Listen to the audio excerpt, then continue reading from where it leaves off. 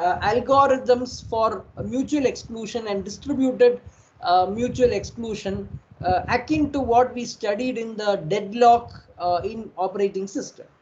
We saw several methods, and I shared with you some video lectures on Ricard Agarwala algorithm, Maikawa algorithm, election process, Bully process, and coordination and agreement through the 3 Byzantine general and the 4 Byzantine general. All these are simple algorithms by which you have some sort of mutual exclusion. We saw also the token ring. So the token is traveling through the ring. When I have the token, I can use the token and execute the process. When the token is with another person, I cannot do anything. So that kind of thing we have seen.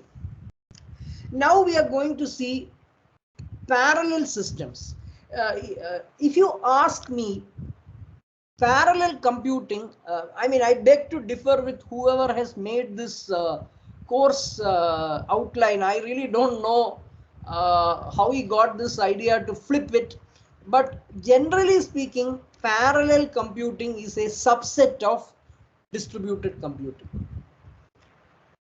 The syllabus is otherwise, but then I think it is more logical to start with distributed systems, because distributed systems is a superset. Parallel systems is definitely the most popular kind of distributed computing, and it is very, very important today. It is very popular today, and it is actually a subset of the distributed computing. That is why I flipped the course. Now, I really do not know who made this syllabus. I have spent a lot of time making slides for this course. For distributed computing, I probably gave you something close to 75 slides and maybe around 175 pages of course material for you to study. As far as parallel computing is concerned, I have shared the textbook with Pragya. I'm not able to upload. It's a very big file. So you please find out a way to circulate it to everybody. And I have made around 100 slides from different sources, because this syllabus is very disjoint. And funnily, the syllabus does not map to the textbook that I have shared called Calvin Lin. This is not at all mapping to that textbook. Only few topics have been taken. I don't know who made the syllabus, so I don't want to comment on that. But I cannot change the syllabus that way. So I am just, I have looked into different places, textbooks, and I have made this course material. So again, the primary way would be you study these slides and Google for resources for each and every topic. I would think that would be the fastest way to study this part. As far as the textbook is concerned, it's like a needle in a haystack. For each topic, you would have to search the textbook. Many of the topics are not available. So I would think that you probably can see both and figure out what to do, but mostly everything is available. E-resources are available. You can Google and find out. Now, coming to the why this is important. See, today we are seeing a lot of high performance computing systems coming. High performance computing computers, supercomputers, that's a more popular usage today. Supercomputers and high performance computers are becoming very, very popular. They are finding application in so many places, whether it is weather forecasting, simulation, molecular modeling, drug discovery, computational drug discovery, bioinformatics, bioengineering. So many applications are being run on high performance or supercomputers, and most of these supercomputers are either multiprocessors or multi-core, meaning in every processor there are different core. Each core functions like a separate processor, and these things are becoming very popular. So that is why we are studying parallel programming, parallel systems. Parallel systems, these high performance systems are basically parallel systems. And parallel systems are nothing but a type of distributed system. But for these parallel systems, we have to know how to write the programs also in parallel. So as I mentioned, distributed computing is a superset, multiple computers which are remote from each other, all of them join for computation, storage, processing, and so on. Parallel computing is basically with respect to the processing. Two or more processors are working together to solve a problem. So the fundamental thing is about the processing aspect. Now distributed need not be only the processor. It can be other things also. There could be storage also which is distributed, no processing that is distributed. So there are many ways for that. So the distributed computing, computers are remote from the air, they are distributed, they are working together, either solving a problem, storing things together, and so on. Parallel, on the other hand, two or more processors are working within a single system to solve a problem. So the processing aspect takes the prominence here. Now for these parallel computers, you need to have parallel programs. The programs that you have to write are to be written in a way, in a fashion that the computer, it is done in parallel. So this is another important aspect of parallel computing. You need parallel programming to write the programs in parallel so as to be able to use these parallel computers. Now I go a little behind to what is known as the Moore's law. Moore's law is a very fundamental law in microprocessor, where it used to say that the number of active elements or transistors in a chip would double every 18 months. In between, they even said it was 12 months. Every year, you are finding the number of transistors or active components on a chip. Now, an active component or a transistor is nothing but some sort of, you can think it is a computational, it's like a computational element.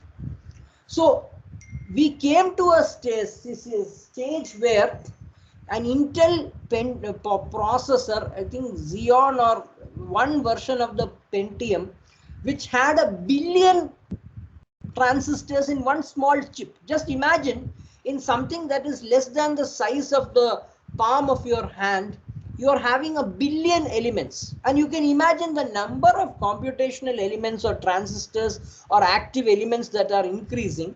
The processing, the strength of the computer increases. You take your iPhone. Your iPhone has more processing power than a huge high performance computer the size of the room 30 years back. So that's how the processing has increased. The microprocessor capacity has increased. Transistor count is still rising. Now they made it 18 months. Every 18 months you are seeing doubling. That much of semiconductor fabrication has increased. Microprocessors are becoming, now you have AMD coming with Athlon and a very good type of processors. Athlon and AMD have a little different architecture from Pentium, but still they are also having very huge processing power. Well, today the situation is that people are not sure if Gordon Moore's law is still active. People are still arguing because to some extent we have reached a saturation. You know, the number of the number of transistors in a chip is increased to more than 1 billion, but now to some extent they are telling that we have reached a plateau.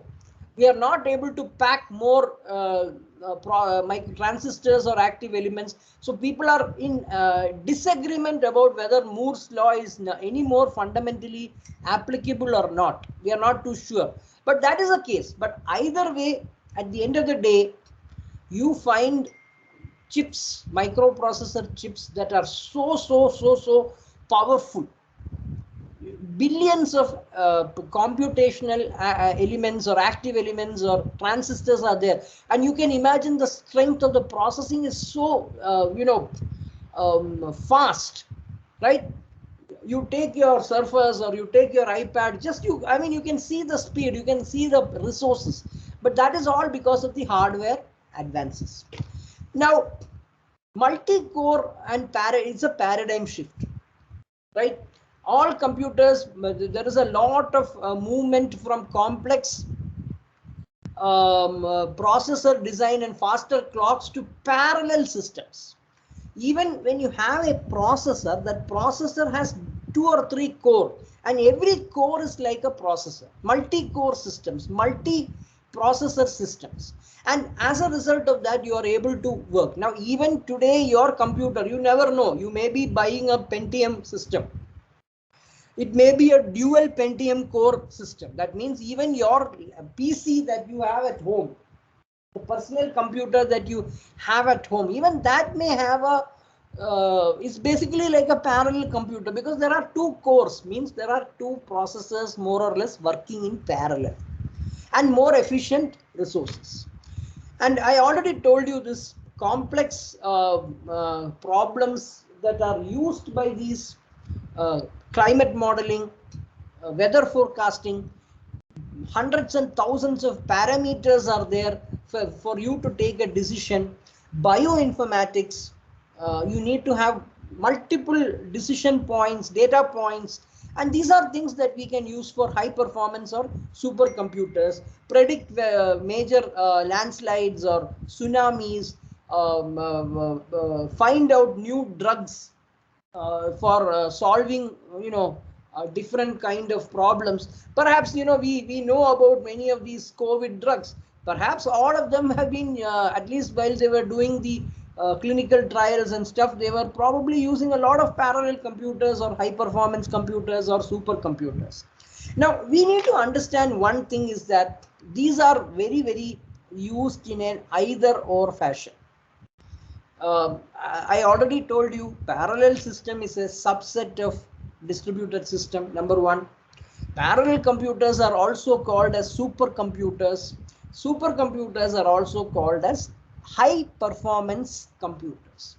Now, there is actually speaking a competition. There is actually a competition to be in what is known as a top 500 list. Top 500 is the list of powerful supercomputers throughout the world, and this list is released every year. And there is actually a competition between companies or even governments, agencies, research agencies, universities to have a computer, a supercomputer in the top 500 list. So this I have just put the slide of the latest thing.